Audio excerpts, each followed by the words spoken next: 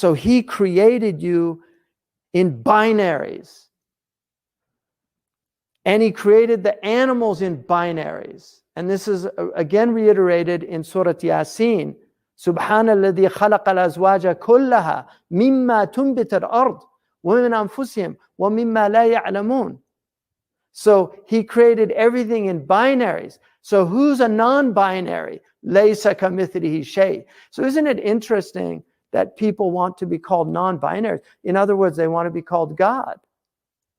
You can't be a non-binary. Allah made you in a binary condition, and you can't get out of that, no matter how hard you try. You cannot get out of that. You're either a male or a female, or you're a mushkil. And then, interestingly enough, and I will say this, Imam al-Tahanawi, and I don't know how he came up with this, Imam al-Tahanawi, in his famous book on the Mustalahat, when he talks about homosexuality, he said homosexuality is either tab'i, and then he says ay jabilli, it's something that is somebody's born with. Or he says it's min al-i'tiyad, it's something that they have accustomed themselves to. So he actually acknowledges that there are people that are born with this predilection. And then he says it could be for reasons, and he talks about the possible reasons, sometimes related to the parents' relationship or the sexual practices of the parents. But then he says that, and then there are those who only are attracted to the same sex, and then there are those who are attracted to both sexes. So he identifies the bisexual. 250 years ago, he identifies the bisexual. And then he says something extraordinary that I thought. He says, some of these people are outwardly in the form of men, but in reality, they're women. So there are people in the world that feel they're in the wrong body, which is an immense tribulation. And historically, Muslims were actually, these people are very marginalized in Muslim societies, but Muslims are actually quite tolerant of them. They didn't, you'll find these people that they go to weddings, and they, even in Mauritania, they have these people. So these are like mushkil people.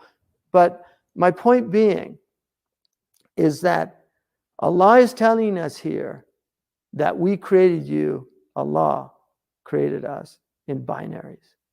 And you have to, you cannot say you're a non-binary if you're a Muslim. You can't say that. It's just not, it's not acceptable as a Muslim. Now people are going to say, who are you to tell me what's acceptable as a Muslim? Well, I mean, okay, then we just give up religion. Doesn't mean anything. If religion is only what anybody says it is, then what is the religion? It doesn't mean anything. So now you're in pure relativism. And I personally, as somebody that's in a tradition that was inherited and transmitted and handed down, and I'm just a steward. We're caretaker, and I'll be the first to admit I'm a lousy steward compared to the people that went before. I'll be the first to admit that. But this is what we have. This is what I was given.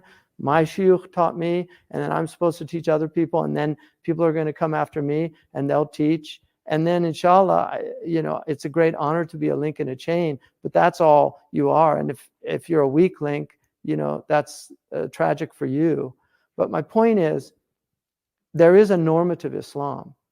You can't just make up the religion and say what you think it is or what you want it to be, because it's called Islam, which means submission. It's not called whatever I want. That's not the name of the religion.